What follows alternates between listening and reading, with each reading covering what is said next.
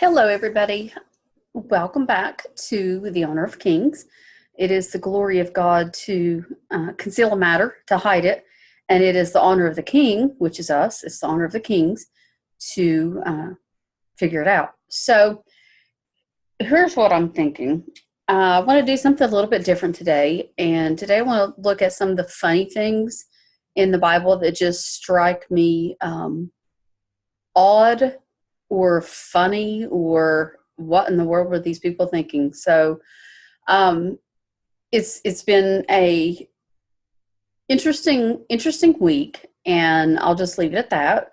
Glory to God, He kept me all the way through it, and I have an abundance of peace. I kept quoting peace scriptures over myself until I could see God starting to move. It's been a couple years watching it develop, and then, actually watching it come to fruition. I just kept my eyes on God. So let's look at something funny, because the way to combat stress is with peace and joy. So let's look at some funny stuff, because if you ask me, in my opinion, Jesus was very good to his followers. Very good. He was very good to the masses. However, he was slightly sarcastic. Let me take that back. He was extremely sarcastic to the religious leaders. I mean, he was trying to get them to see, and they just didn't. But anyway, there are some things in the Bible that strike me funny, and this happens to be one of the funniest things I think that I've read, and it still makes me giggle. I'll try to not laugh too much, but it's funny. Okay, so we're going to start reading in Exodus 32. So what happens is the people have left Egypt, the 10 plagues, all that. I mean, everything's gone. It's gone. They've parted the Red Sea. It's back. And they've crossed over, and here they are. And Moses went up on the mountain, and he's talking to God up on the mount. He's been gone for quite a while. He and God are talking, and God's like, in the chapter before, God's like, Moses, these people are messing up. I mean, this is what they're doing. And Moses is like, what? And God's like, get out of the way. I'm going to zap them. I'm going to strike them all dead. And he's like, wait, hold up. But God, you brought these people. These are your people.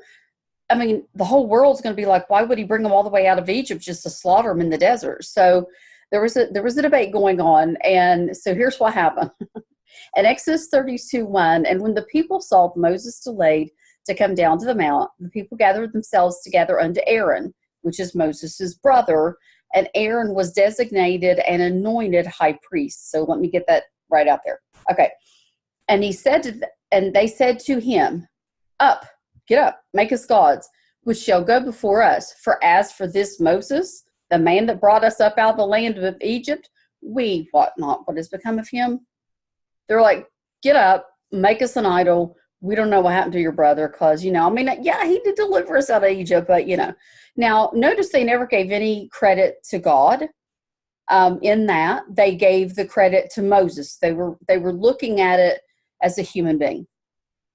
And then Aaron said to them, break off the golden earrings which are in the ears of your wives, of your sons, and of your daughters, and bring them to me. And all the people broke off the golden earrings which were in their ears, and they brought them to Aaron.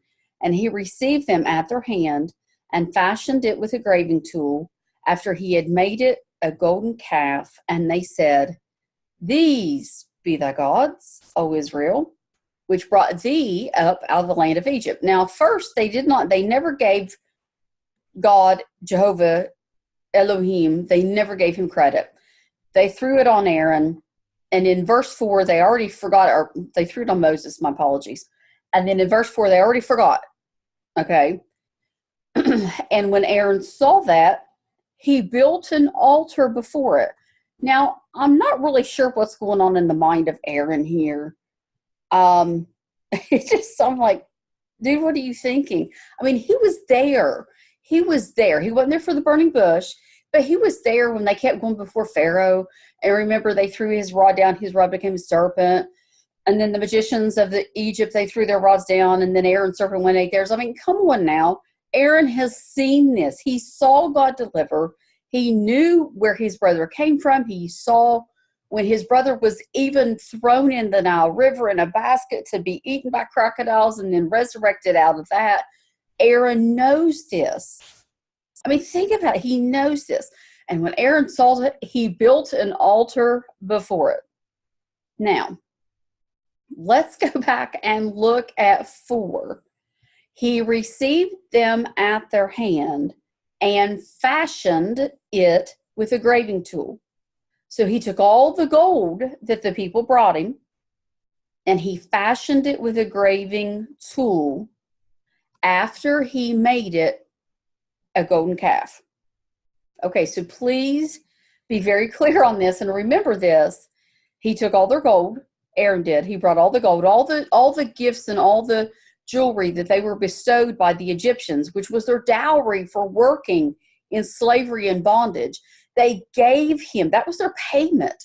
They gave it to him and he melts it, takes it, carves it out, a golden calf. Now think about the time that it takes to actually melt gold. All right. So we're going to melt it. We're going to carve it. And we're going to make sure, and it becomes out as the solid thing. So when Aaron saw it, he built the altar for it. My apologies. They rose up early in the morning and they offered burnt offerings and they offered peace offerings, and the people sat down to eat and drink. Now this is more. I'm going to be honest with you. This is more than these people ever gave to Jehovah. This is more than they ever gave to Elohim. This is more than they ever gave to God. Okay, more. They gave this to a golden calf made out of the jewelry that they got, which was their payment.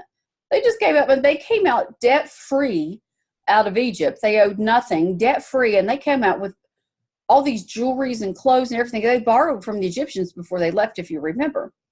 And now they just gave it all away to erect this golden calf.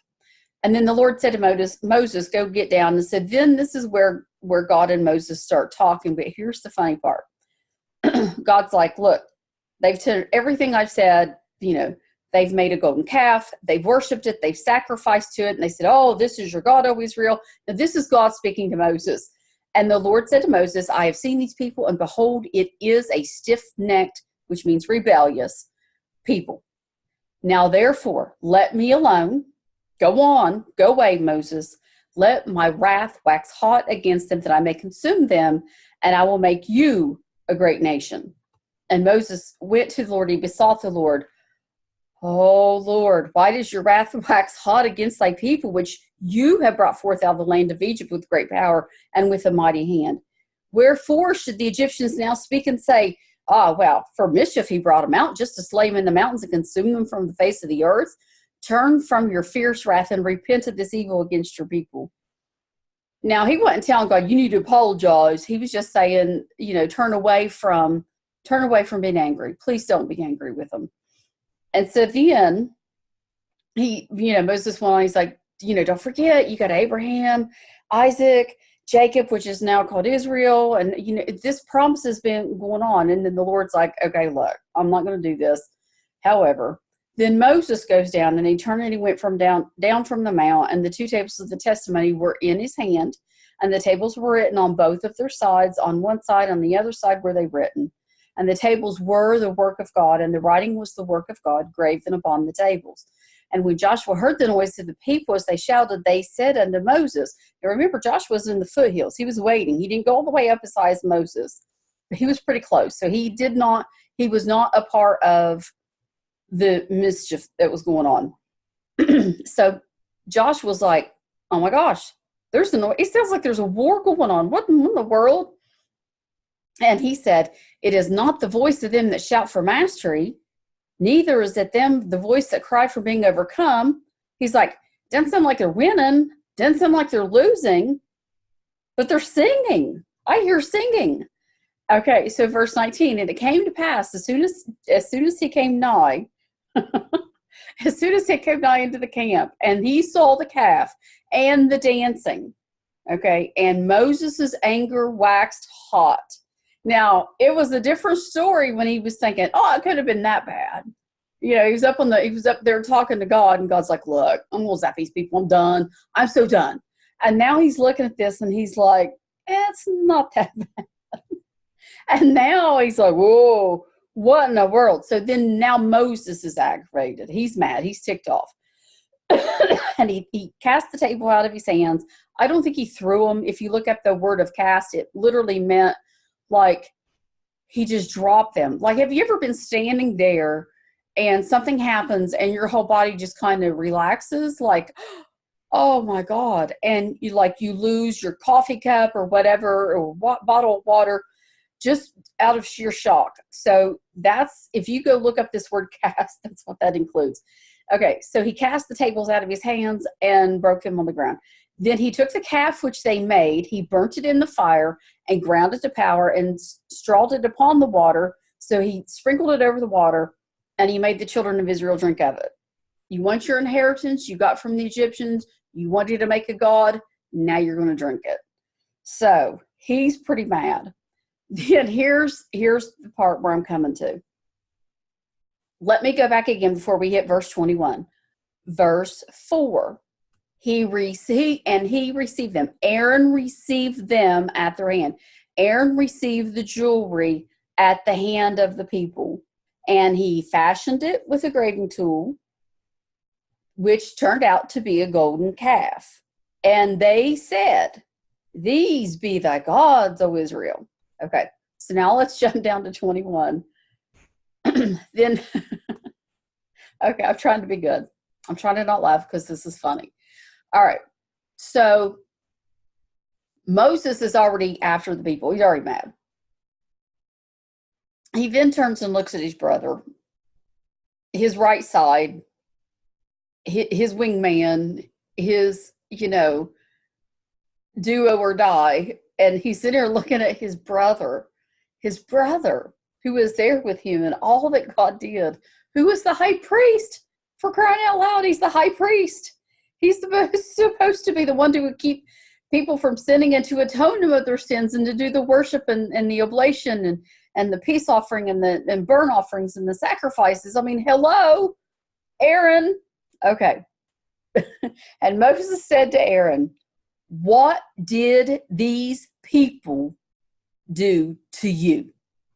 What did this people unto you? What they do to you, that you, Aaron, have brought so great a sin upon them?" Now, remember, he's high priest. He knew better. He saw God move.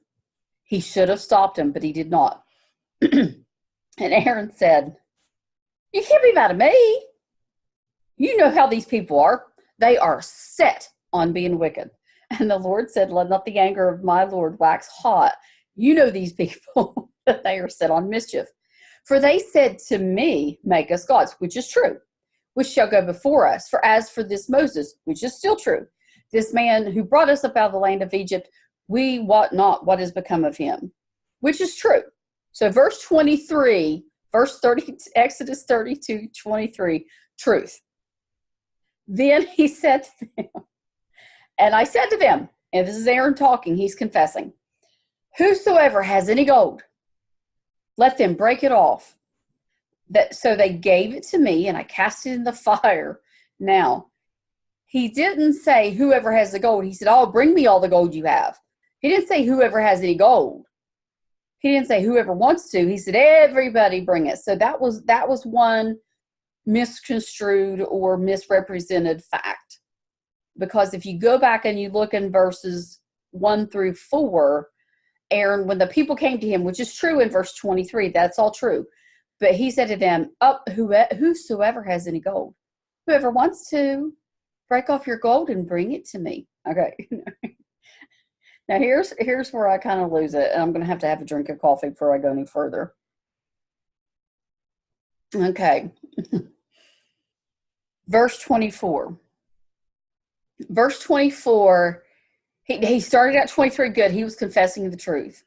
Verse 23, he lost his ever-loving mind. Verse 24, he lost his ever-loving mind. Verse 23 was truth.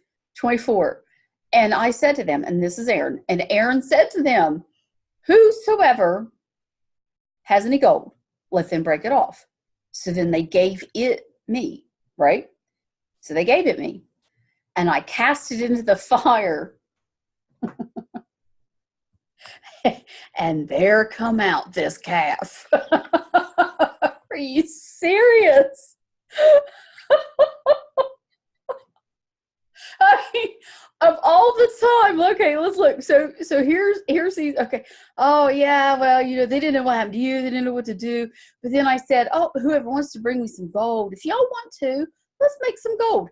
So I threw it in the fire, and out came this golden calf. Like poof, it just jumped out of the fire. Oh my goodness. Now let's go back to 4. He received them at their hand, and he fashioned it. He received them and fashioned it with a graving tool after he made it a molten calf. But, oh my goodness, verse 24, and he said to them, whosoever has gold, let them break it off. And then they gave it to me. Then I cast it in the fire, and out jumped this golden calf.